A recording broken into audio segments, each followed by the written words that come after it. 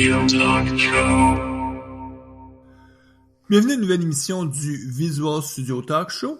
Le podcast, on discute d'architecture logicielle avec la plateforme Microsoft. Mon nom est Mario Cardinal et je suis accompagné de Guy Barrette. Bonjour Guy. Hey, bonjour Mario, comment ça va mon cher? Je vais bien, très très bien. Écoute, l'été arrive, est à nos portes. Et en plus, au Québec, en tout cas, notre haut taux de vaccination fait qu'on va s'en sortir. On va pouvoir passer à autre chose.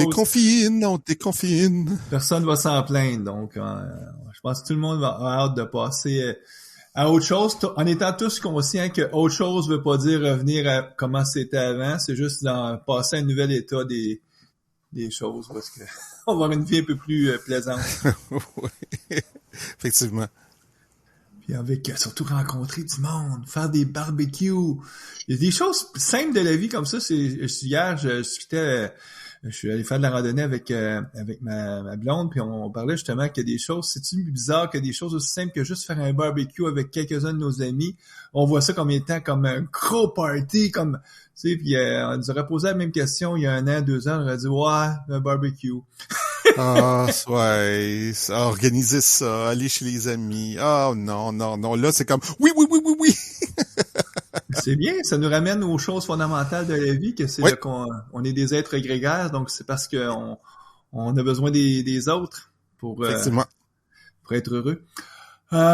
Aujourd'hui, Guy, avant de parler du sujet, le dernier podcast, le mois dernier, tu me parlais que tu étais en train de créer, de mettre en ligne ton cours que tu donnes sur Kubernetes. Oui, ma formation Kubernetes sur Azure. Donc, je suis dans les derniers 1000 là, présentement là, pour mettre en place le tout. Donc, là, on publie au début juin. Ça devrait être en ligne, là.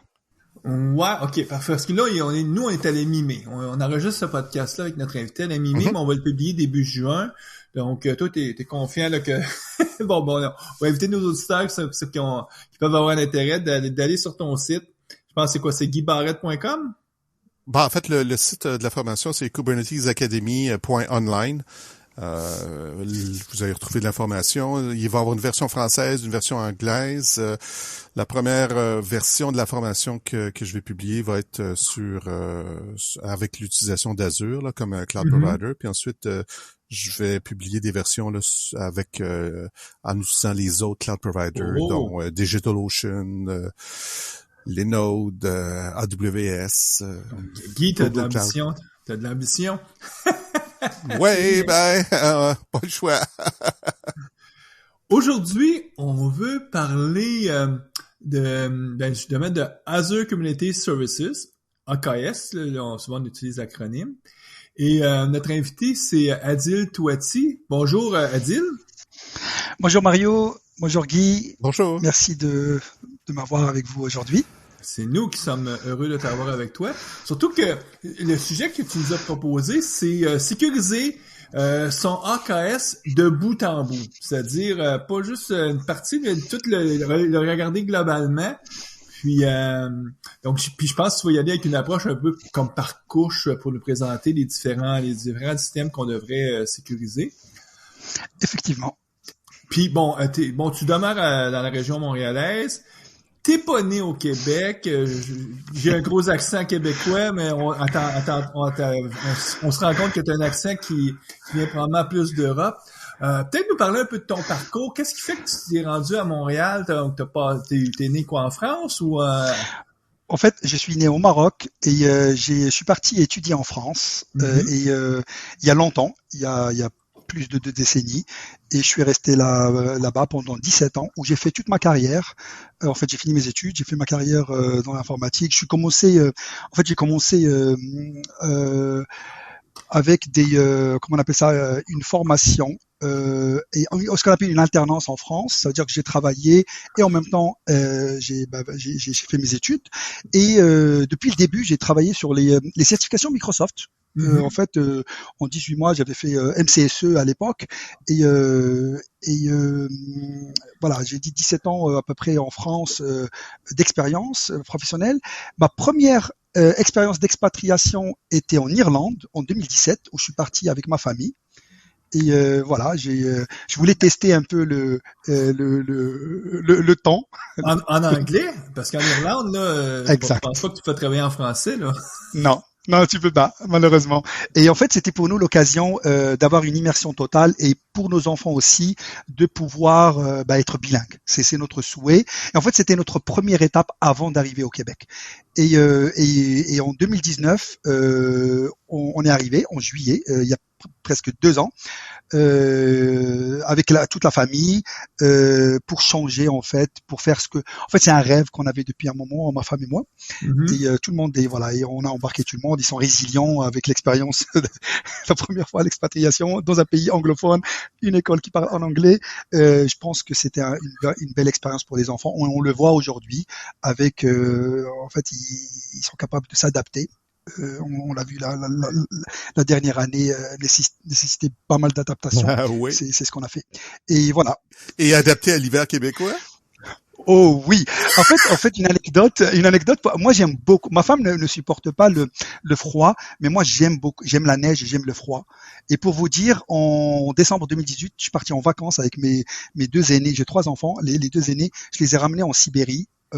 En Russie et juste pour ça en décembre pour le fun. Ah.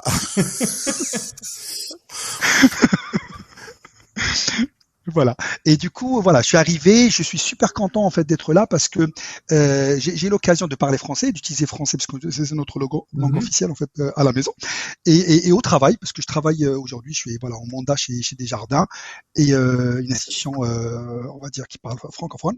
Et ce qui pour nos auditeurs européens, Desjardins c'est comme c'est une coopérative et c'est l'équivalent d'une grande banque. Nous on a 7 banques officiellement au Canada et le mouvement Desjardins qui est comme la 8e grande banque. Donc, tu travailles dans le secteur bancaire. Puis, aujourd'hui, on te connaît comme un expert du côté DevOps. Puis, quand je t'entendais dire que tu as commencé à aller chercher tes premières certifications du côté de MCSE, donc toi, tu viens plus du côté opération plutôt que dev. Donc, ton parcours, il commence plus au niveau de monter des serveurs que de développer des applications. Est-ce que je me trompe? Exact. Non, tu te trompes pas. C'est exactement ça. J'ai commencé avec on va dire de l'infrastructure. J'ai fait le plus gros de ma carrière en infrastructure. Mais ce qui est bien, c'est que une période de ma vie, j'ai passé presque une décennie à travailler sur du SharePoint. Et qui dit SharePoint, dit travailler avec les gens les développeurs. Et c'est là où j'ai découvert le monde des développeurs avec leurs outils de version control. C'était en 2009 à peu près. J'étais dans une grosse banque française à l'époque. Et pareil, c'est là où j'ai découvert la façon de faire des développeurs et j'ai adhéré en fait à cet état d'esprit de versionner son code, des choses comme ça. Et au fur et à mesure, j'ai commencé à faire le code que j'utilisais pour l'infrastructure. À l'époque, j'utilisais beaucoup PowerShell et automatiser les choses. Voilà, j'aimais beaucoup ça. Et j'ai eu la chance de rencontrer pas mal de personnes durant ma carrière qui étaient aussi passionnées de développement, même si je n'étais pas développeur. J'ai appris à aimer ce mindset-là que j'essaye de promouvoir aujourd'hui. Ça c'est bien parce que dans notre dernier épisode, on parlait justement de changements. Puis des gens en infrastructure là qui ont pas été capables justement de faire le saut au développement. C'est-à-dire, je parle pas de développement pur, là, je parle de PowerShell, puis de créer des scripts et tout ça. Parce que maintenant, corrige-moi si je me trompe, mais si tu es en infrastructure, t'as pas réellement le choix là d'apprendre à avoir des notions de base au niveau du code, au niveau des scripts. Absolument. Et je vais répéter la même chose que Maxime a dit lors du dernier podcast, c'est que ma vie commence par un Visual Studio Code. J'utilise VS Code toute la journée. Ça veut dire que le code les infras que je déploie, j'ai pas précisé, mais aujourd'hui je travaille en fait chez Desjardins. Je suis en mission pour toute la plateforme Google Cloud et du coup toute cette partie-là, elle est as code, automatisée à 99%. Elle devrait être à 100%, mais on y travaille. Et c'est voilà, c'est de l'infrastructure as code, c'est du Terraform, c'est du Bash pour faire des traitements dont on a besoin, et travailler avec du Git toute la journée, des pull requests. Ça veut dire que en fait, les déploiements qu'on fait se réalisent via Git. Je fais toujours une pull request. Je commit mon code sur une branche, la pull request part en approbation. Il y a des gens de la sécurité qui vont approuver cette pull request quand ça touche des aspects de sécurité. Et il y a d'autres personnes de l'équipe qui vont participer pour la revue de code. Et on a aussi, on va dire, les personnes de l'architecture, s'il y a une, on va dire, une implication sur l'architecture. Mais tout est lié. Et cette pull request va se transformer après être validée sur la production ou sur l'infrastructure qui va être déployée ou modifiée à travers un merge. Et pareil, c'est ça, c'est tout ça se fait, voilà, on le fait sans aller cliquer ou faire ou lancer des pipelines à la main, on va dire. Ouais, c'est l'exemple parfait là du spécialiste en infrastructure là qui a vraiment embarquer, sauter dans le bateau, puis maintenant, ben, ça serait impensable pour toi de revenir en arrière, là. C'est sûr.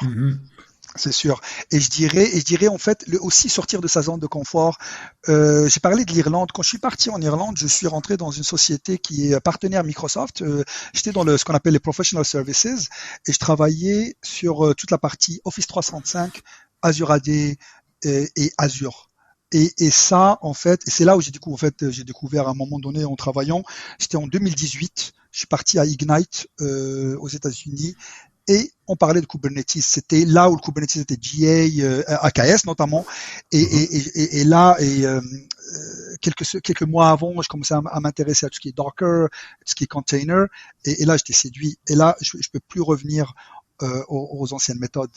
C'est sûr, et appliquer ça sur de l'infra et sur des applications aussi, parce que voilà, l'infra c'est bien, mais il faut avoir des applications qui roulent. En fait, c'est ce qu'on veut discuter aujourd'hui. Puis ce qui est quand même bien dans ton cas, c'est que bon, tu nous expliquais qu'aujourd'hui tu travailles chez ton client actuellement, c'est pour la plateforme vers Google, mais tu connais autant ce qu'on peut faire avec Google que ce qu'on peut faire avec Azure, parce que dans le passé tu as travaillé beaucoup avec Azure, donc aujourd'hui on veut focuser plus justement sur l'offre Kubernetes d'Azure, AKS, mais oui. J'imagine que beaucoup je sais pas si on peut dire des principes, mais en tout cas des pratiques pourraient s'appliquer qu'on soit sur Amazon ou sur Google, parce qu'à quelque part ça se ressemble beaucoup, hein. Oui. Sur la globalité, ça se ressemble. Et d'ailleurs, j'ai pas précisé. Aujourd'hui, oui, je travaille sur GCP, mais quand je suis arrivé chez Desjardins, j'étais dans l'équipe CAS, Container as a Service. Okay. Et je travaillais exclusivement sur du AKS. En fait, exclusivement. Je travaillais aussi sur PKS, qui est la version, on va dire, on-prem de Kubernetes qui est utilisé chez Desjardins, mais aussi AKS. J'ai travaillé énormément sur AKS. On va regarder ensemble des choses sur lesquelles j'ai travaillé qu'on va voir dans la discussion plus tard. Donc, on parle d'AKS depuis le début. Peut-être que certains de nos auditeurs sont pas familiers avec qu'est-ce que c'est ça, l'offre Azure Kubernetes Services? Alright. En fait, AKS qui va permettre, en fait, c'est une offre gérée par Microsoft de cluster Kubernetes.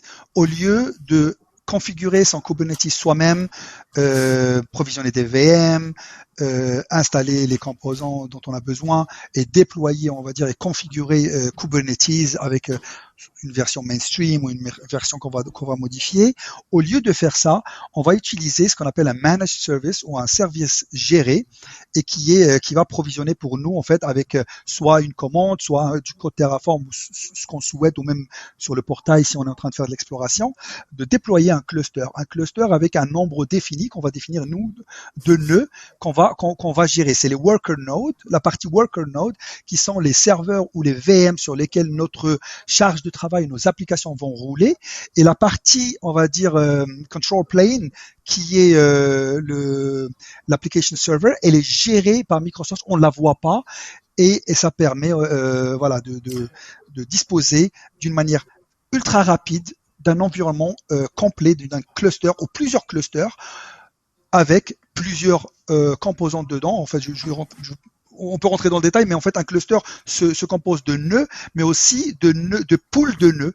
Qu'on va, par exemple, si on a un besoin de rouler du Windows et aussi des conteneurs Linux, on va avoir un premier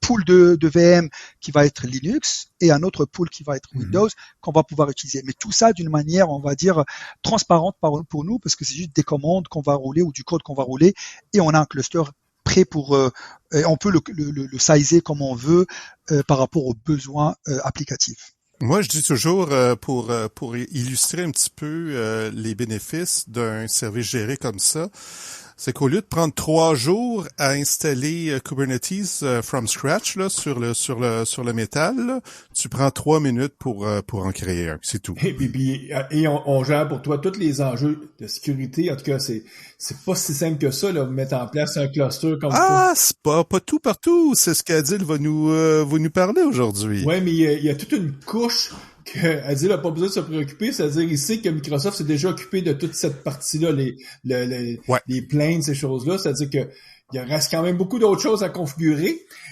Mais moi, ce que je te proposerais, Adil, je sais pas si tu es d'accord, plutôt que d'y aller en partant du cluster, puis on rajoute, faisons peut-être le parcours inverse. Partons de l'application, qui est comme la dernière chose qu'on déploie, et peut-être revenir par en arrière, après ça, dire un coup qu'on a sécurisé l'application, on revient, est-ce que c'est un parcours qui aurait du sens ou t'aimes mieux le faire? Dans quel axe t'aimerais mieux nous expliquer ça? Non, ça a beaucoup de sens. Merci beaucoup de proposer ça. En fait, ce qui se passe, c'est que sécuriser notre AKS ou notre environnement AKS dans sa totalité va être plus efficace si on commence par l'application. Pourquoi? Parce que l'application peut avoir en fait peut être notre point faible dans notre couche de sécurité. Je vais introduire un peu le principe, mais c'est ça. On va aller avec l'application et on va aller plus dans le détail en arrivant vers le cluster et toutes les composantes qui sont aux alentours, on va dire, qui gravitent autour du cluster. Pour sécuriser en fait. Le principe étant simple, c'est que pour faire une sécurité efficace, on utilise ce qu'on appelle une defense in depth. C'est une en fait sécurité en profondeur ou ce qu'on appelle aussi layered security, c'est sécurité par couche. C'est on va essayer de minimiser la surface d'attaque de toutes les composantes qu'on a autour de notre cluster, que ce soit la supply chain, nos outils de CI/CD, comment on va créer nos conteneurs, parce que quand on parle de AKS ou Kubernetes, on va parler de conteneurs qu'on va rouler sur ces clusters-là. Il faut les sécuriser aussi. On va voir ensemble comment le faire et tous les autres aspects, réseau, interne, externe. Et bien entendu les VM, parce que c'est bien beau, les VM, on dit ok, le AKS il est géré par le provider. Dans notre cas, il est géré par Microsoft, mais la sécurité de ces VM-là est notre responsabilité. Et c'est à nous de le faire, et on va regarder ensemble comment on peut. C'est un peu comme si on partirait si on regardait un peu comme toute notre infrastructure comme un iceberg, c'est-à-dire que l'application, c'est ce qui est vraiment sur le dessus, qui est le type, le bout, mais en dessous de ça, il y a jusqu'aux machines virtuelles qui sont vraiment plus grosses. Puis par application, qu'est-ce qu'on entend? C'est essentiellement le code qu'on écrit nous-mêmes, qu'on va déployer, qui peut être aussi vaste qu'un site web ou aussi petit que juste un microservice. Oui, et aussi ce qu'on appelle underlying OS, le système d'exploitation, en fait, ou la fraction, le conteneur qu'on va rouler. Parce que en fait, pour résumer ça, l'application elle se compose de la base image, le conteneur qu'on va utiliser, qui va rouler notre version de Linux containerisée, et les applications qu'on va installer ou qu'on va rajouter par-dessus, les dépendances dont on a besoin, les librairies, aussi les applications, parfois on a besoin de binaires pour faire rouler notre appli, mais aussi le code qu'on va développer nous-mêmes, où nos équipes de développeurs vont développer et qui va rouler dans ces conteneurs-là. C'est ça l'application. Et oui, et pour cette application, en fait, pour commencer avec l'appli, la première chose qu'on va, comme j'ai dit, on va focaliser sur l'image, comment on va créer une image sécuritaire, une image de conteneur qui est sécuritaire. La première chose à faire, c'est de travailler, utiliser une base, ce qu'on appelle une base image, une image de base, qui est par défaut sécuritaire ou minimaliste, on va dire, ou minimal. On va pas avoir une image. Il faudrait s'orienter vers une image qui contient le moins de composants dont on n'a pas besoin. Si on n'a pas besoin de quelque chose, il faut pas que ce binaire existe dans cette image. Un exemple concret, c'est Microsoft offre des images où ASP.NET, .NET Core est installé.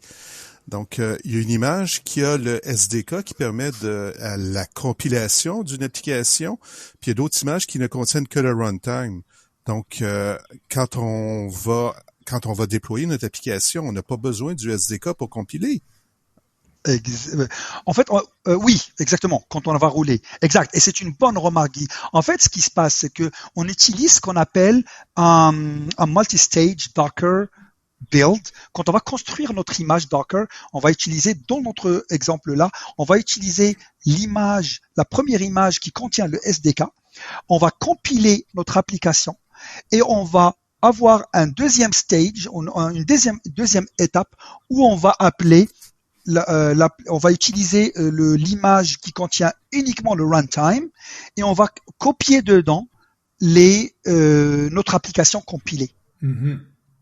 Et à la fin, on aura uniquement une base image avec le runtime, sans les SDK, sans les outils de dev et avec notre application. Il y a d'autres aspects qu'on peut rajouter pour sécuriser, je vais vous en parler, mais juste pour cette partie-là, on se retrouve avec le minimum, on va dire.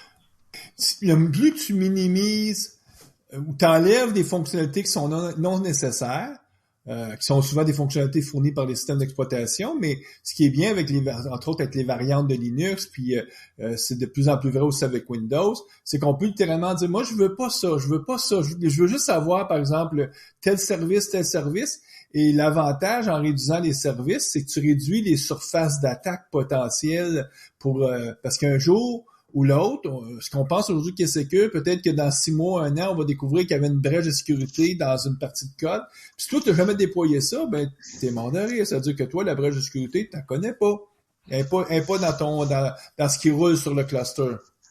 Exact. Et pour prendre un exemple, on va dire d'image de base minimale, dans le monde Linux, par exemple, on peut utiliser ce qu'on appelle un distroless, une image. En fait, c'est des types d'images qui sont maintenues par Google. La distroless, par exemple, si on prend celle de base, elle n'a pas de shell. Il n'y a pas le shell, il n'y a pas un package manager de base. Il y a pas. Ça veut dire qu'il y a juste les librairies pour les certificats et des autorités, voilà, et des dossiers pour tout ce qui est temporaire. Et c'est tout. Ouais. Puis aussi, c'est d'utiliser, j'imagine, une image qui date pas d'il y a 2 ans. Oui, exactement. 3 mois, si elle a plus de 3 mois, elle est vieille, elle peut avoir des soucis là. Je dirais, mais bon, après il faut continuer à utiliser. Et là, on va y arriver. C'est super, c'est un bon point. Ça aussi, ça fait partie de notre, on va dire, défense en profondeur. C'est là, on parle des images, comment on les créer. On a fait un peu le tour, mais il y a des choses aussi qu'il faut qu'on s'assure. Si on utilise des images qui sont un peu plus grosses, qui contiennent plus on va dire, de composantes, parce que notre application en a besoin pour pouvoir en fait la compiler ou des choses comme ça. Il faut aller dans une étape finale et supprimer les choses dont on n'a pas besoin, comme un package manager, comme j'ai dit, ou le shell, ou enlever tout ce qui n'est pas nécessaire. Mais aussi, lors de la configuration de l'image avec un Docker, quand on fait dans notre Docker file, le fichier qui nous permet de lister ce qu'on veut dans notre image et comment on veut la construire, il y a une chose importante à déclarer, c'est le user, l'utilisateur. Essayez toujours de définir un utilisateur avec soit un chiffre ou soit avec un nom comme on veut, mais qui va être différent de route. C'est-à-dire notre image, déjà, quand elle va rouler, elle roule pas avec des privilèges route, ce qui minimise aussi la surface d'attaque. si elle est compromise. Mais Ouais. si je te suis bien, Adil, toi, tu vas préconiser beaucoup d'utiliser une première type d'image pour la construction qui va être différente que l'image qu'on va déployer ultimement. C'est-à-dire que tu ferais pas comme une seule passe à dire, vu que dans ma construction, j'ai besoin d'avoir le SDK, ben, j'ai comme pas le choix, je vais déployer le SDK. Toi, tu vas y aller plus en deux passes pour pas avoir à déployer le SDK. Exact, en fait, et c'est dans le même fichier de Dockerfile. Comme j'ai dit, je vais déclarer la première partie, la première étape, je fais ce que j'ai à faire, j'utilise la deuxième image qui est lean, on va dire qui est vraiment qui a pas de gras, et on va rajouter dedans, comme j'ai dit, quel type de user, et on va copier ce qu'on a compilé dans l'image d'avant, là, dans la première image, on a fait on va dire l'application compilée, et on va la copier dans celle-ci, et là, elle est prête à être utilisée. Ouais, le terme utilisé, c'est multi-stage build, donc une construction finalement en étapes. Puis ça fonctionne avec .NET Core, avec Java, Oui. avec la plupart des environnements ou des langages de développement. Effectivement. Puis j'imagine quand tu utilises un environnement commercial, là, que ce soit par exemple Azure DevOps ou GitHub, eux déjà, c'est prévu dans leur pipeline que le pipeline va être sécurisé parce que le danger, là, c'est que pendant les quelques secondes où est-ce que tu as créé ton image et que tu la déploies, si tu aurais un tiers parti qui viendrait taponner là-dedans, là, tu pourrais avoir une brèche de sécurité, mais si toi, ton environnement, ton pipeline, il est sécurisé, ben, tu es certain qu'il n'y a personne qui a pu venir modifier ce que ton code a fait, là.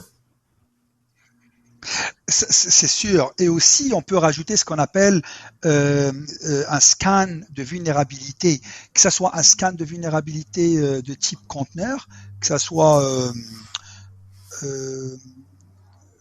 il y en a plusieurs, mais Snyk. oui, par exemple Snyk, exactement, un super puissant outil. On a Anchor Engine aussi. Il y a Claire qu'on peut utiliser, il y a Trivy aussi qu'on peut utiliser. Ça, c'est une chose qu'on peut rajouter à nos pipelines. On va y arriver. Bon, mais c'est, oui, j'ai prévu d'en parler, mais c'est sûr, j'aime bien que vous évoquez ça. Et aussi, on a on peut scanner le code source avec SonarQube ou avec autre chose dans notre pipeline qui va permettre de voir si notre code est propre ou il n'y a pas de vulnérabilité dans ce qu'on a compilé en fait dedans. Donc là, on est toujours au niveau applicatif. Oui. Est-ce qu'il y a d'autres choses à couvrir au niveau applicatif?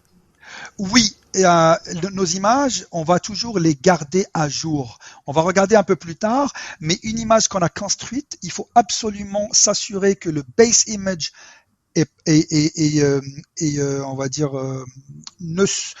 n'est pas des vulnérabilités, mais aussi le code qu'on va mettre dedans, qui va être. Pourquoi il faut toujours continuer à scanner, on va y arriver plus tard, parce qu'il y a des vulnérabilités qui peuvent être détectées après avoir construit notre image et après l'avoir mis dans notre Container Registry. C'est pour ça qu'il faut toujours scanner.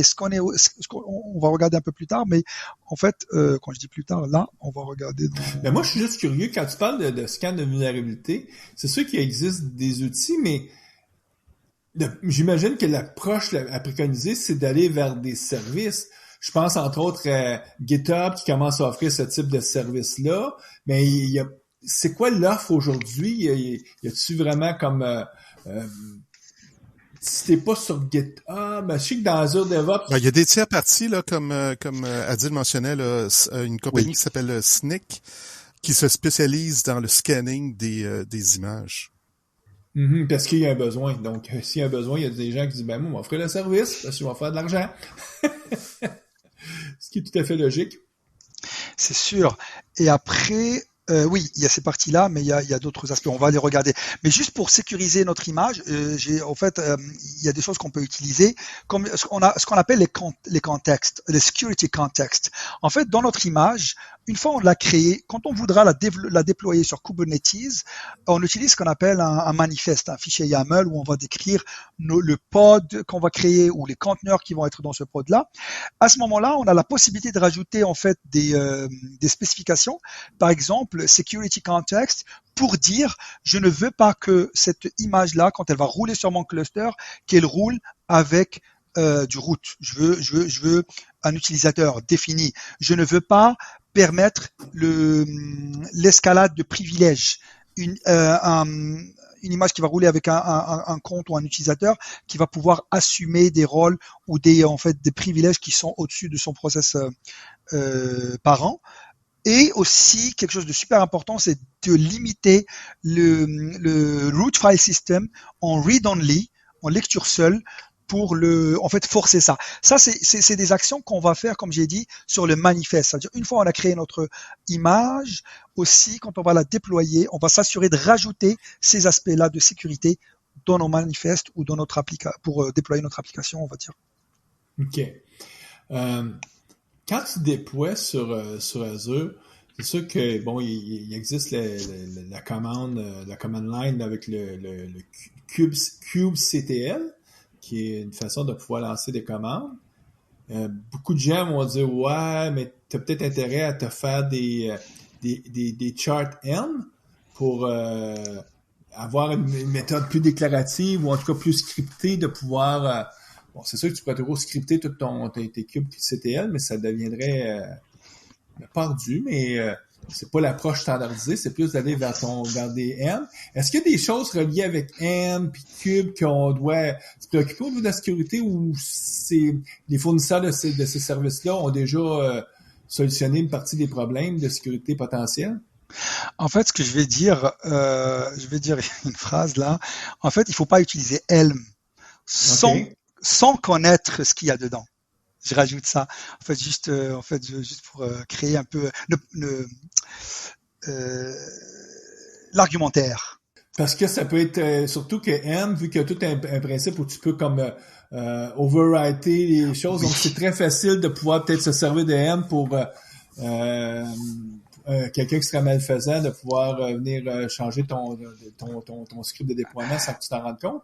C'est ça, parce qu'en fait, il faut pas l'utiliser aveuglement. C'est ça que je cherchais, le mot que je cherchais. Ça veut dire qu'en fait, il y a des Helm charts qu'on va récupérer. Il faut qu'on les maintienne. Il faut avoir une maîtrise de ce qu'il y a dedans. Parfois, il y a des paramètres par défaut, comme tu as dit, qui peuvent, par exemple, on n'a pas besoin de déclarer. On n'a pas besoin de déclarer la version du conteneur qu'on va utiliser. On va pas, ou la provenance de ce conteneur-là. Et on va se retrouver avec peut-être, si c'est en fait tu vas publier trop d'informations que quelqu'un de malfaisant serait content. Lui, il va dire il y a telle version, puis moi je sais qu'il y a telle faiblesse dans telle version, je vais pouvoir savoir m'avoir une surface d'attaque là, tu sais. Exact. Et ils peuvent même utiliser, par exemple, si on connaît pas la provenance, si on regarde juste un Helm quelque part qui n'est pas, et on s'assure pas de, quels sont les droits, quelles sont les permissions, parce qu'un Helm chart qui va déployer des comptes de service, il va leur donner des permissions sur mon cluster. Il faut avoir la maîtrise pour savoir qu'est-ce qu'on a donné comme permission à quel service account créé sur mon cluster, et bien sûr, et les images aussi. Est-ce que c'est une image maintenue, pas maintenue? De préférence, vaudrait mieux déclarer ses propres images qu'on maintient nous-mêmes pour rajouter un peu de sécurité. Mais oui, Helm c'est un outil, un superbe outil pour faciliter les déploiements, mais il faut le maîtriser. Ok, parfait. Donc, est-ce que on a créé notre conteneur, notre application? Est-ce qu'on a d'autres choses à faire? Parce que j'imagine qu'à un moment donné, cette image-là, on va voir la stocker quelque part. Est-ce qu'on est rendu là dans notre processus ou il y a d'autres choses qu'on doit se préoccuper avant même de penser à stocker notre image? Oui, non, exactement. On l'a construite et on va la stocker quelque part. On va stocker dans ce qu'on appelle un container registry. Ça pourrait être ACR, le Azure Container Registry. Ça pourrait être un registry qu'on va manager, qu'on va gérer nous-mêmes on-prem pour des raisons ou d'autres. Et ça dépend. Il faut s'assurer que ce registry est scanné contre les vulnérabilités. Il faut avoir un outil qui le scanne. Azure propose en fait avec la version, je pense que je me rappelle plus quel SKU est-ce qu'on parle de premium, je me rappelle plus sur le ACR. On est capable de scanner les images. Cependant, c'est limité aux images Linux. Cette capacité aujourd'hui n'est pas possible pour des images Windows, mais voilà, c'est déjà quelque chose qu'il faut activer, je pense, si on utilise beaucoup les images Linux, mais aussi avoir une tierce application, on va dire, ou un outil qui pourra scanner notre registry. Et aussi, j'ai parlé du build. Lors de la création de notre image, quand on va la créer, avant de la pousser dans notre registry, vaudrait mieux le rouler un scan. Voilà, c'est tout lié. Et pourquoi c'est bien d'avoir comme j'ai dit, un scan des images qui roulent, qui sont stockées dans le registry. C'est dans le cas où il y a une vulnérabilité qui a été détectée après avoir créé notre image. Si on l'a créée et 3-4 semaines après, il y a une vulnérabilité qui est détectée. Si on scanne pas la registry, on va pas pouvoir détecter qu'il y a une vulnérabilité et on va pas agir dessus. Et c'est quelque chose qu'on souhaite ne pas passer à côté, en fait. Ce qui est génial, c'est que Microsoft offre ce service-là dans Azure, puis on a juste à l'activer. Évidemment, c'est un service qui est payant, mais qui peut peut-être nous sauver la peau des fesses à certains moments donnés. C'est sûr. C'est sûr. C'est pour ça que je conseillerais toujours, pour quand on utilise ACR, de l'activer. Au moins, on est tranquille et ça va s'intégrer avec, par rapport à ce qu'on appelle Defender pour Kubernetes, qui lui aussi va remonter des informations sur notre cluster.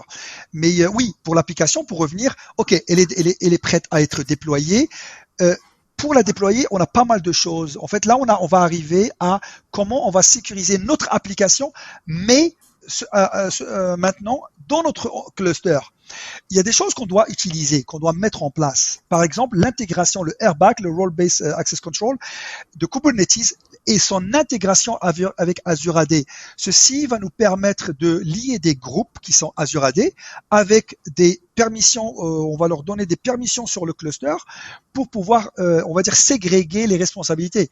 Les développeurs pourront avoir accès à des namespaces définis, pourront avoir possibilité de faire des accès ou des modifications ou des choses spécifiques qu'on va décrire à partir de ce RBAC là. Et aussi les gens qui vont faire les opérations, pareil, ils auront des droits et des permissions différentes. Et également les gens de la sécurité, parce qu'ils ont besoin d'aller regarder ou aller avoir un accès différent. C'est voilà, tout ce qui est intégration Azure AD, je vais préconiser son utilisation tout le temps, parce que ça nous donne une couche de sécurité en plus et ça nous centralise, on va dire, les droits d'accès. On a une vue un peu plus centralisée. Je t'arrête un petit peu, Adil. Je veux juste clarifier quelque chose. Quand on parle de RBAC, Role-Based Access Control avec AD, est-ce qu'on veut limiter ce que le code dans le conteneur va faire, comme les accès à un stockage, des accès à un service A ou un service B, une base de données, ou est-ce qu'on veut limiter ce que les usagers vont pouvoir faire? C'est plutôt ce que les usagers vont pouvoir faire. D'accord. C'est ça qu'on essaie de limiter et aussi de l'intégrer et d'avoir que ça soit, comme j'ai dit, centralisé pour que ça soit géré d'une manière plus efficace, on va dire. D'accord. Est-ce que je me trompe? Si c'est attaché justement avec ton Azure Active Directory, dans la mesure où est-ce que là, si au niveau de l'entreprise, on met en place des policies, ben ces politiques-là vont aussi être déboulées, si je peux prendre ce terme-là, jusque dans les autorisations, là.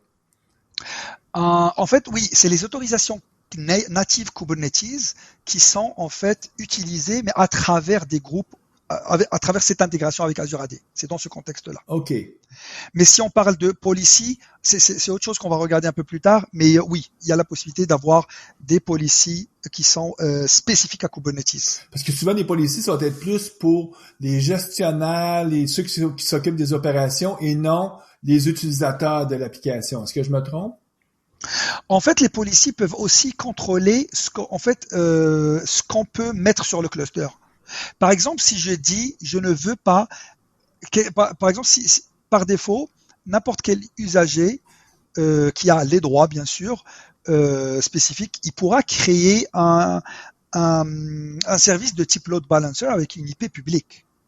Mais pour bloquer ça, on va utiliser une Azure Policy, en fait, add-on, en fait, c'est un policy Kubernetes qui est dans ce qu'on appelle Azure Policy Add-on pour Kubernetes, qui permet de limiter ça. Ça veut dire qu'on va utiliser le principe de ce qu'on appelle le admission control, c'est-à-dire avant, quand je vais faire une commande kubectl ou même Helm, si j'ai Helm qui va rouler, lui aussi va vouloir déployer des choses, mais si ce que j'ai limité ou j'ai restreint est détecté, cette ressource ne sera pas créée sur mon cluster.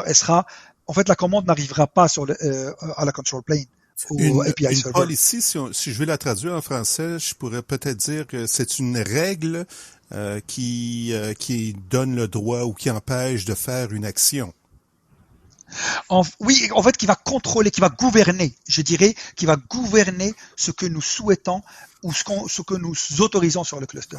Tandis que RBAC, lui, c'est des permissions au niveau de l'usager. Oui, au sein, j'ai le droit de créer des namespaces, j'ai le droit de créer des pods, j'ai le droit de faire des deployments, j'ai le droit de créer des service accounts, aller lire des secrets, Kubernetes, ce type de permissions qui sont dans l'Airbag.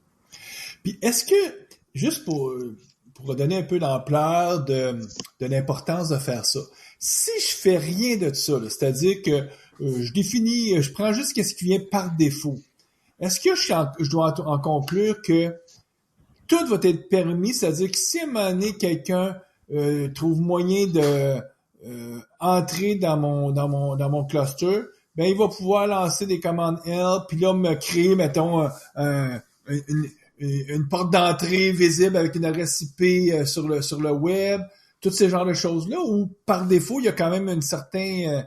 tu sais, je veux juste essayer de positionner pour nos auditeurs, regardez, c'est important de le faire, ou sinon, vous pouvez vous retrouver dans le trouble assez aisément, là. C'est ça. En fait, si on met pas en place cette airbag, on va dire, si on a, par exemple, on autorise des gens qui vont avoir accès au resource group où on va déployer notre cluster, cette personne-là va avoir accès total, on va dire, ou global sur le cluster. Cette personne va pouvoir tout faire sur le cluster. Si on n'a pas défini des rôles précis. Mm-hmm.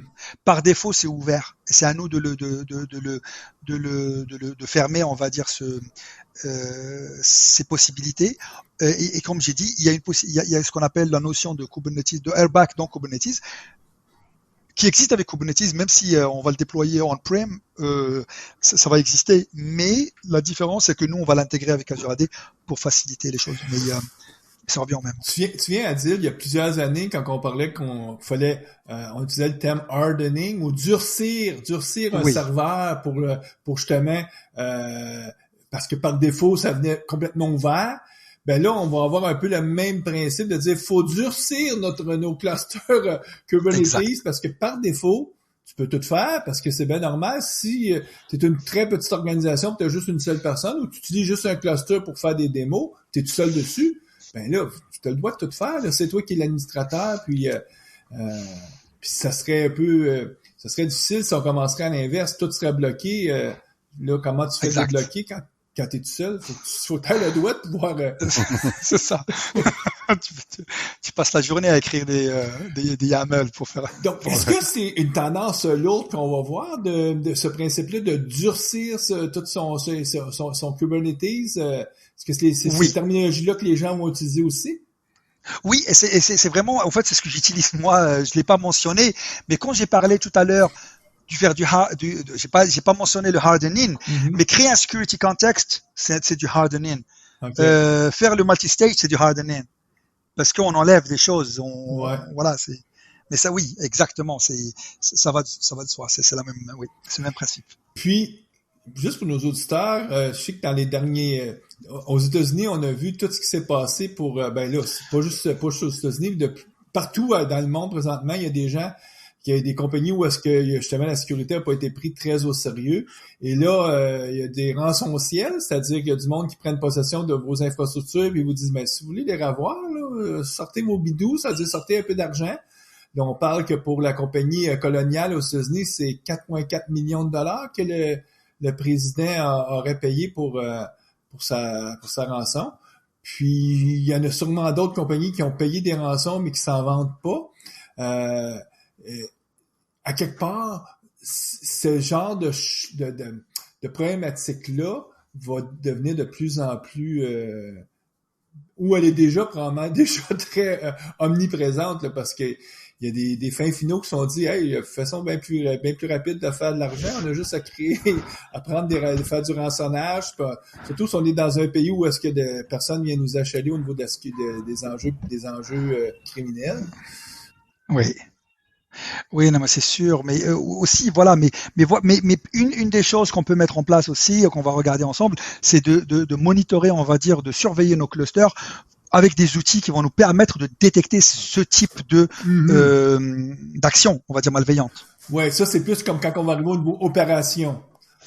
Oui. Détecter le comportement des conteneurs et voir si c'est un comportement normal ou c'est en fait ou c'est un comportement par exemple est-ce qu'on a un conteneur qui a été on va dire hijacké pour du crypto mining ou pour autre chose hein, ça pourrait être comme tu dis le crypto mining c'est on n'en parle pas beaucoup mais entre autres je sais que n'importe qui aujourd'hui qui offre des services gratuits pour par exemple pour les développeurs peut être sûr que ça sera pas long que les crypto-mineurs vont venir essayer d'utiliser ces services-là pour miner parce que les gens essaient malheureusement. Fou d'une poche et se disent hey, je peux utiliser du CPU gratuit quelque part parce que donc, c'est vraiment pas long, ouais, effectivement. c'est clair. Ben, tu sais, il disait historiquement qu'on prenait une machine, un serveur, puis on le laissait connecter à Internet, puis ça prenait quoi, 10 secondes, puis il commençait à avoir des attaques dessus. Donc, j'imagine, ouvre un CPU disponible sur Internet, ça va prendre quelques minutes, puis il y a un crypto-mineur qui va venir essayer de rouler du code dessus. J'imagine. Donc là, tu nous as parlé justement de s'assurer qu'on mettait en place du hardening avec le role-based security. Qu'est-ce qu'on doit faire d'autre pour aller plus de l'avant avec la sécurité? Ok, pour tout ce qui est AKS par exemple ou Kubernetes en général, une des parties les plus intéressantes sur la sécurité, c'est les secrets, la gestion des secrets dans notre Kubernetes. En fait, malheureusement, les secrets qui sont stockés dans Kubernetes, secrets, le kind secret, sont pas des secrets. Ils sont pas très simples. C'est ça, je me dis. Mais ouais, exactement. Ils ont juste le nom. Et c'est pour cela, voilà, il faut utiliser des outils ou des solutions en fait qui vont nous permettre de les rendre un peu plus sécuritaires ou les cacher.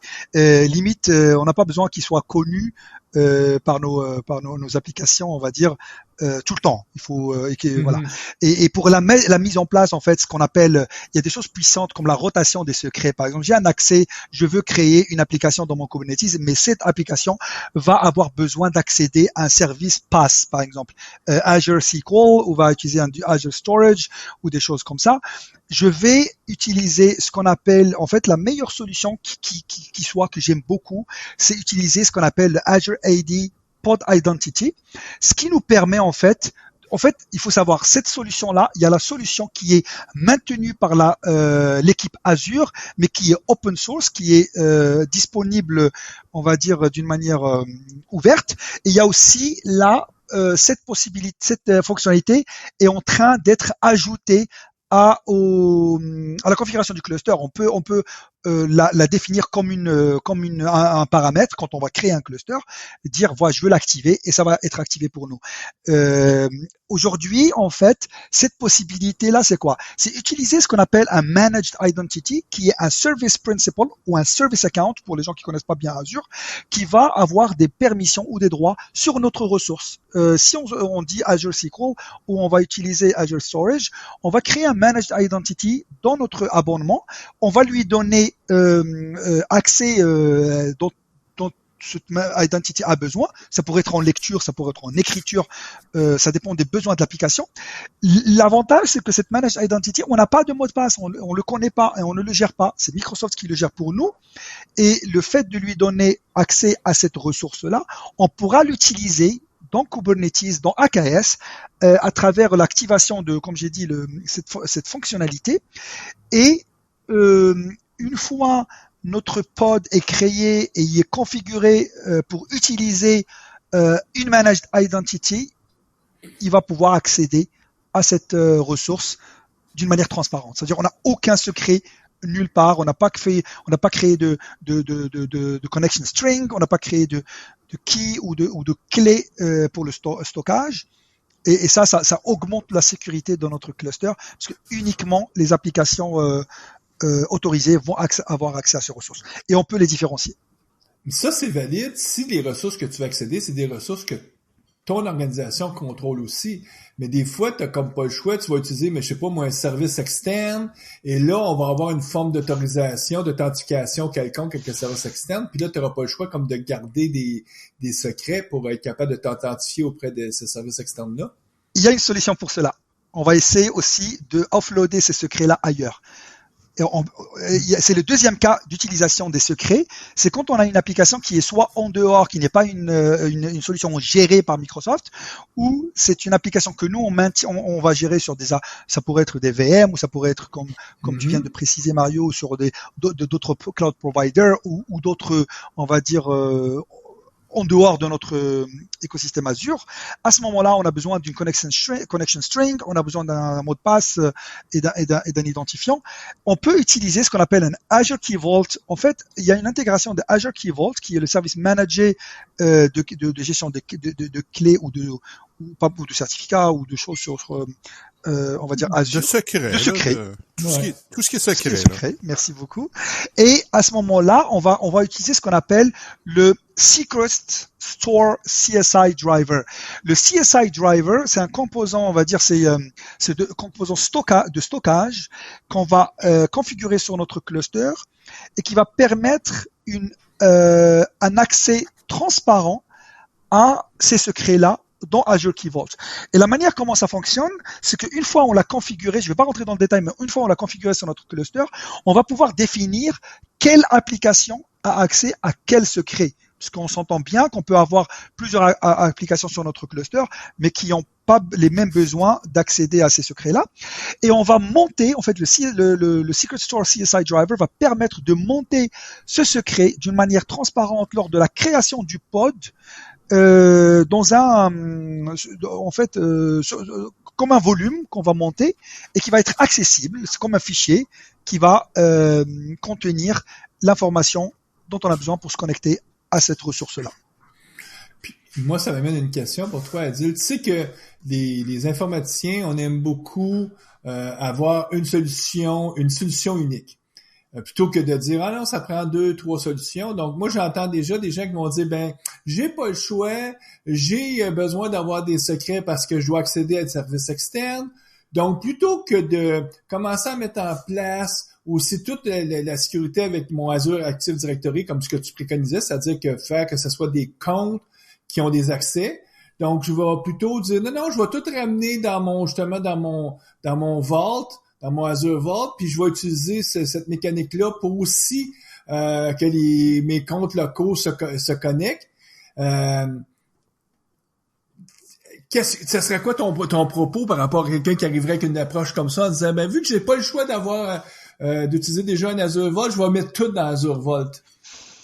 En fait, ce que je dirais, c'est que malheureusement, c'est le besoin. En fait, c'est le overhead de gestion. Ça veut dire que il y aura une gestion spécifique par rapport il faut maintenir. Ce qui est bien, c'est qu'il y a des composantes, on va dire, si c'est des composantes Azure, on va pouvoir activer ce qu'on appelle la rotation, que Azure Key Vault va faire pour nous, ce qui est clé pour les stockages, par exemple. Mais d'autres, comment on appelle ça là, d'autres applications ou autres, il faut qu'on soit capable de donner la permission à nos pipelines de faire la rotation des secrets et la mettre dans Azure Key Vault pour pouvoir l'utiliser. Et à ce moment-là, et un mécanisme de rafraîchissement des pods, parce qu'une fois le pod il est démarré, il a lancé un secret, il faut mettre en place avec CSI Driver maintenant, je pense que ça le fait automatiquement quand il est rafraîchi, quand il est changé, mais ça a confirmé. Mais voilà. Donc ce que j'entends de toi, c'est que mettons quelqu'un qui dirait moi finalement j'utiliserai pas le compte Azure Active Directory, je vais plutôt mettre mettons un mot de passe dans mon Vault, la personne prendra son mot de passe pour se signer in. Mais ce qu'il faut qu'il soit conscient, c'est que ben le jour où la personne change son mot de passe, il faut qu'on vienne aussi le changer dans la Azure Vault. Exact. Là, ça prend en place des processus sécurisés. C'est pas n'importe qui peut faire ça. Donc, il y a tout un coût, un overhead que souvent les gens qui ont pas comme d'expérience, qui veulent tout avoir une solution unifiée, comprennent pas là. Puis là, quand on leur dit non, tu vois pas tous les enjeux là que c'est. Puis d'où pourquoi il existe justement une approche comme toi que tu disais, c'est de dire utilise ton Azure Active Directory autant que possible, première solution. Et après ça, si tu n'as pas le choix d'utiliser déjà ta mécanique en place parce que justement tu dois aller vers l'extérieur ou tu dois t'intégrer avec une technologie qui te le permet pas, là tu utiliseras une voûte là, comme Azure Vault. Là. C'est ça. Est-ce que je me trompe en disant en préconisant cette approche-là? Tu vas me dire ça dépend, comme tout bon architecte dit, ben ça dépend du contexte. Ouais, c'est exactement ça. Oui, ouais, c'est ça. Mais après aussi, c'est la gestion des secrets.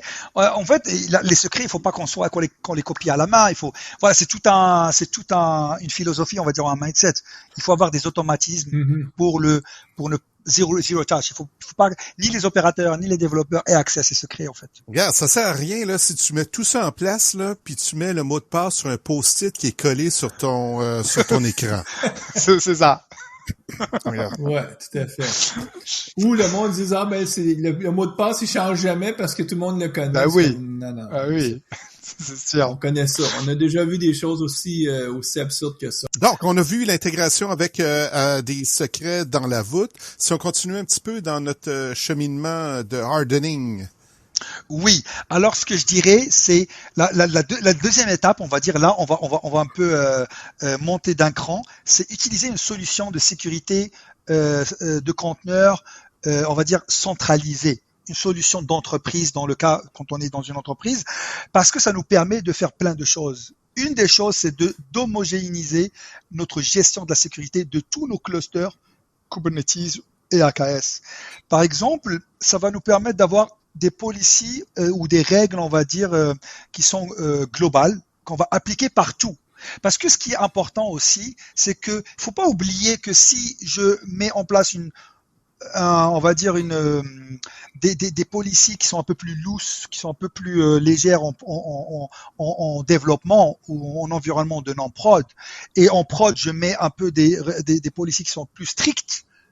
Mon application risque de ne pas fonctionner. C'est pour ça qu'il faut le tester, en fait. Il faut tester ces aspects-là partout. Et le meilleur moyen, c'est d'avoir une solution, on va dire, globale qui nous permet de déployer ces policies d'une manière transparente sur les clusters qui arrivent. Il y a pas mal de choses à faire, mais une solution, ça va nous permettre aussi. Et cette solution-là doit être capable de s'intégrer à nos pipelines. On en a parlé tout à l'heure, mais je le rappelle, scanner continuellement. Ça, c'est quelque chose qu'il faut garder en tête dans AKS ou dans Kubernetes en général.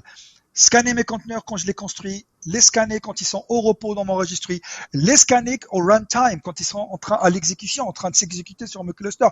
Parce que comme j'ai dit, il y a une vulnérabilité que j'ai pas détectée parce qu'elle n'existait, elle n'a pas été encore détectée ou reconnue quand j'ai construit. Top, je l'ai mis sur un registry. Bah pareil, il n'y avait pas cette vulnérabilité. Je roule mon conteneur sur mon cluster 2 semaines après, 2 jours après, elle est détectée. Il faut que je sois capable de détecter ce qui roule sur mon cluster et m'assurer qu'il n'y a pas de vulnérabilité. Et aller au-delà des vulnérabilités. Vulnérabilité OS de mon conteneur de base, vulnérabilité des applications ou des langages que j'utilise en fait ou des librairies que j'utilise, et aussi tout ce qui est données PII ou autre que m'assurer avec une application ou une solution centralisée que j'ai pas de données, on en a pas parlé, mais des données sensibles qui se trouvent dans mon conteneur qui devraient pas être là-dedans. Mais Adil, la solution centralisée que tu mentionnes, est-ce que c'est un service qui serait disponible dans Azure ou c'est un tiers parti? Ouais, c'est un tiers parti. En fait, il y a des entreprises qui sont spécialisées dans ça. OK.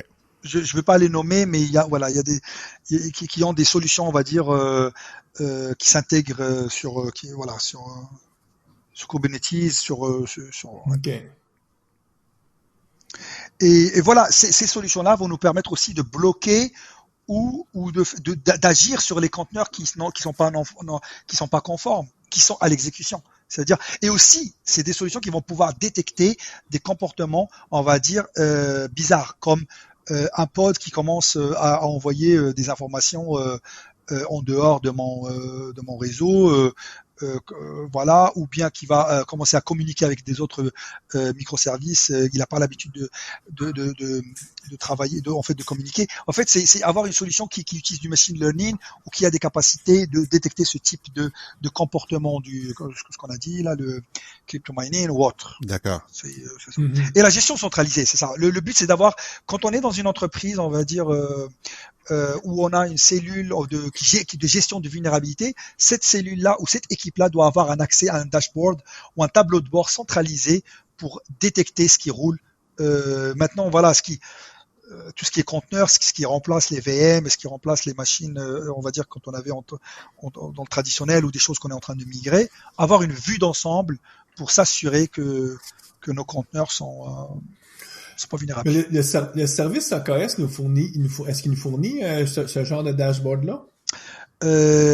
En fait, il y a une solution. En fait, c'est pas ce type de solution, pas cette information, mais en fait, il y a ce qu'on appelle le Defender là, qui de Kubernetes qu'on peut activer et qui nous permet d'avoir cette vue, qui ça nous donne des préconisations, on va dire sur notre API, comment on appelle ça, la configuration de notre serveur, de notre cluster.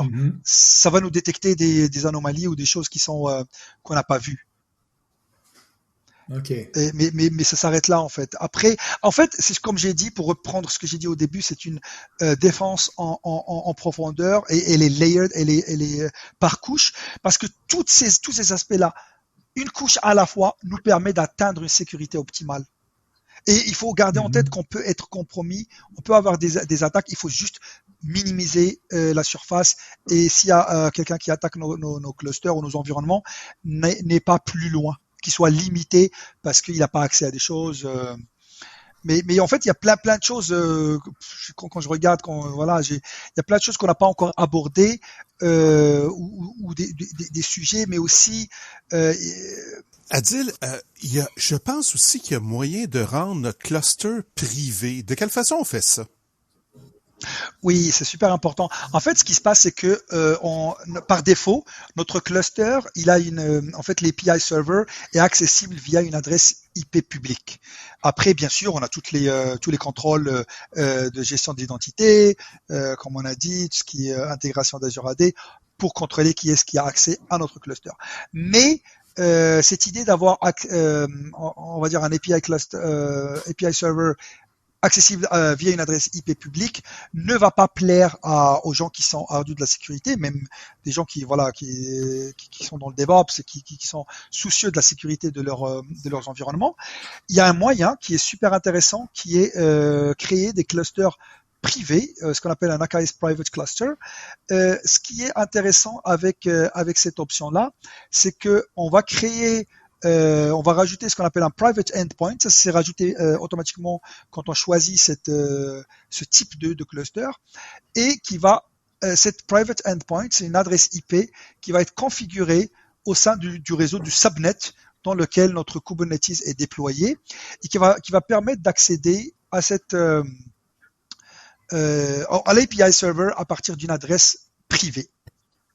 Donc, en gros, si j'ai un VPN qui est connecté sur mon centre de données Azure, en utilisant la fonctionnalité d'un cluster privé, je peux y accéder via ce VPN-là, mais il est jamais accessible directement d'Internet.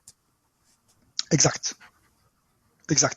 Et là, c'est l'API server où on va faire, par exemple, notre pipeline. Si on a une pipeline, supposons on utilise Azure DevOps, à ce moment-là, on va créer un runner ou un agent, une VM qui va rouler mes actions depuis ma pipeline, que je vais mettre sur mon réseau et que je vais lier avec comment on appelle ça là, ce subnet où mon AKS se trouve, pour pouvoir y accéder d'une manière sécuritaire et privée.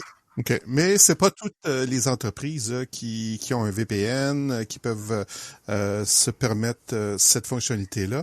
Donc, ça, c'est dans le cas moyenne, grande entreprise, j'imagine. Oui, et surtout quand on utilise, comme j'ai dit, des pipelines. Et j'espère que si on utilise du AKS, on l'utilise dans un contexte de pipeline de CI/CD. À ce moment-là, comme j'ai dit, la solution c'est d'aller être un peu plus hardcore et fermer l'accès et uniquement laisser accéder les pipelines au cluster. Après, si on a besoin de débugger un type de souci parce qu'on a un problème sur le cluster et on veut débugger, on peut utiliser des solutions comme le Azure Bastion pour pouvoir y accéder d'une manière sécuritaire, sans avoir un VPN. À quelque part, ce que tu es en train de nous dire, c'est utiliser les capacités réseautiques pour bloquer vos capacités réseautiques pour justement sécuriser encore plus les accès. C'est-à-dire que s'il y a les intruders, ou en tout cas ceux qu'on veut pas voir, n'ont pas du tout accès, ben on est encore plus sécuritaire. Exact. Et aussi, ça nous permet, en fait, c'est une préconisation, on va dire, il faut pas donner accès direct aux humains à un cluster Kubernetes, parce que normalement, ils devraient pas. Mm-hmm. Si on peut accéder via des pipelines, peut-être pour tout ce qui est environnement de dev, pour pouvoir tester, valider le code, parce qu'on veut pas rouler des pipelines à chaque virgule qu'on va modifier dans le code. Oui, mais une fois ça passe en production, limiter les accès, et ça, c'est le meilleur moyen. Mais bien entendu, utiliser des services, même si c'est des clusters de dev, utiliser des private clusters, c'est quelque chose qui va nous rajouter, on va dire, augmenter la posture de sécurité de nos clusters. Donc là, tu viens de nous donner des hints au niveau de la réseautique. Est-ce qu'il y a d'autres hints au niveau de d'autres types d'infrastructures? Pas moi. Oui, en fait, oui, il y a juste je mentionne quelque chose parce que sinon on aura des commentaires. En fait, ce qui se passe, c'est que l'adresse IP publique pour le API server, oui, elle existe, mais on a le moyen de whitelister les IP qui peuvent y accéder. On appelle, en fait, on a quelque chose qui s'appelle API Server Authorized IP Ranges, qui est une fonctionnalité ou un paramètre qu'on peut mettre. Mais ceci dit, ça nous protège pas, on va dire, parce que l'IP reste public. Mais en parlant de réseautique, moi je vais un peu changer les vitesses là, et je vais parler de ce qui est tout ce qui est egress. Il y a un aspect qu'on oublie quand on déploie des clusters AKS, c'est que on sécurise pas l'egress, on sécurise pas vers où les pods peuvent aller ou communiquer vers l'extérieur. Et ça, pour moi, c'est super important parce qu'on peut avoir des exfiltrations de données à travers nos pods d'une manière intentionnelle ou par des agents externes à l'organisation. Et pour sécuriser ça, vaudrait mieux utiliser en fait contrôler l'ingress. Ce qui veut dire que mon flux réseau sortant de mon cluster, le diriger vers ce qu'on appelle un NVA ou un firewall géré par l'entreprise et de bloquer en fait tout ce qui n'est pas nécessaire. Par exemple, se connecter partout sur Internet, limiter ça uniquement au endpoint Microsoft pour le bon fonctionnement du cluster ou pour accéder à notre artifact registry s'il n'est pas hébergé. C'est intéressant ce que tu dis. Si je résume, là, si j'ai bien compris, c'est que le trafic sortant de notre cluster, on connaît les chemins là qui soit via un load balancer ou un service Azure. Donc ce chemin-là, il est connu, puis on veut pas y toucher. Mais ce qu'on voudrait éviter, c'est que, par exemple, le code ou quelqu'un qui se connecte dans un pod puisse accéder à Internet à partir de ce pod-là. C'est ça qu'on veut bloquer, si j'ai bien compris. Exact. Et c'est surtout ça. Et pour des raisons, voilà, qu'on a citées. Et il y a pas mal de choses en fait qu'on peut faire. Il y a des possibilités qui sont sympas avec AKS. En fait, lors de la création du cluster, on peut définir une route qui est ce qu'on appelle un user defined route. C'est une custom route pour dire voilà, ton trafic sortant, tu le fais passer par comment on appelle ça là, cette appliance là que je gère, que mon équipe de sécurité gère par exemple. D'accord. Qu'eux autres, il y a déjà des outils de monitoring dessus pour vérifier s'il y a quelque chose un peu anormal. Oui. Parce que c'est un peu ça, c'est de réutiliser tes infrastructures qui existent déjà, dans lesquelles on a déjà du monitoring, puis on sait déjà comment surveiller ce qui se passe pour que le trafic passe par là aussi, pour que ces gens-là qui sont déjà dans ton organisation puissent lever le flag en disant là, c'est bizarre, beaucoup de trafic qui s'en va vers, je sais pas moi, un petit pays l'adresse IP qui est localisée quelque part sur une île du Pacifique qui est pas supposé être standard, là. Donc, Bien sûr, exactement. Et aussi limiter en fait là. On va faire l'inverse. Tout doit être fermé et on ouvre uniquement ce dont on a besoin.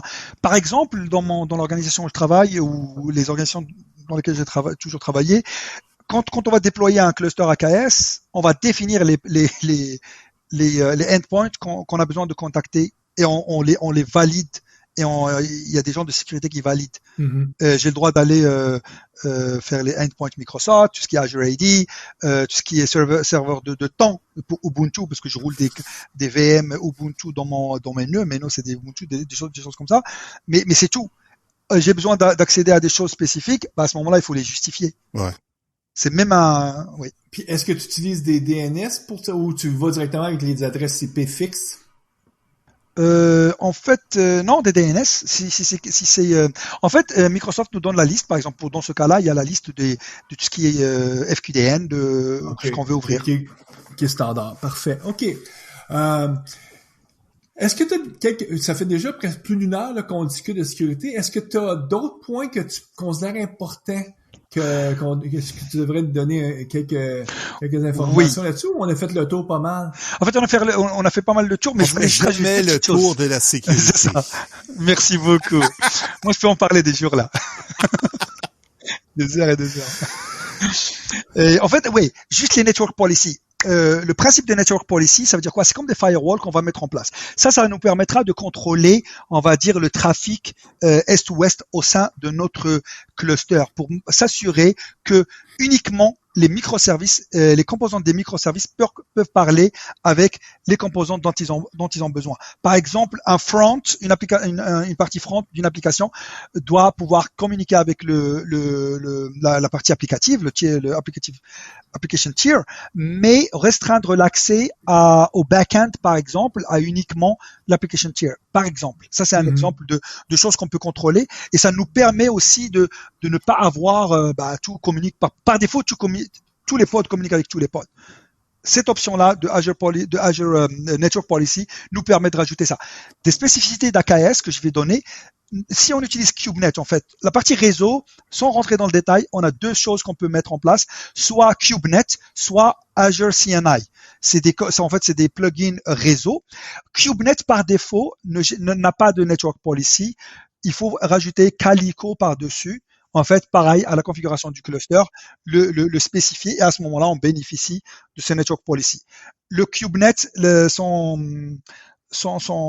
chose intéressante, c'est qu'on va utiliser moins d'adresses IP internes parce que en fait, il fait du NAT de toutes les adresses de nos pods. Il va pas utiliser, contrairement à l'Azure CNI, des adresses de notre subnet. Si on n'a pas beaucoup d'adresses à attribuer, voilà, dans le cas où autre, il faut utiliser ça. Ça, c'est la network policy. La dernière chose que je vais dire par rapport à ça, c'est chiffrer les communications entre les pods qui roulent dans mon cluster. Parce que ça rajoute de la sécurité, ça permet de ne pas avoir des données qui transitent en clair. Pour cela, on va utiliser ce qu'on appelle un service mesh. Il y en a plusieurs, et plusieurs fonctionnalités. Mais la fonctionnalité qui nous intéresse là-dedans pour le chiffrement, c'est ce qui est MTLS ou Mutual TLS, pour l'activer d'une manière facile et transparente sur le cluster pour assurer ce chiffrement de communication. Je pense qu'on a fait le tour. Ouais, il y a d'autres aspects, mais je pense que je pense qu'on a couvert les principaux là. Oui. Tout à fait. Écoute, Adil, on te remercie beaucoup. Merci à vous. Oui, merci bien. Oui, bon. Nous, on va terminer l'émission là-dessus. On va souhaiter bonne programmation à nos auditeurs. Et bonne configuration de sécurité. C'est sûr. Non, mais c'est important d'être conscient que tu peux pas juste monter un cluster comme ça, puis parce que en tout cas un jour, ça peut être dramatique pour l'organisation. Donc, sur ça, on va souhaiter bonne programmation à nos auditeurs, puis on les revoit le mois prochain. À la prochaine. Au revoir. À très bientôt. Au revoir. Merci beaucoup.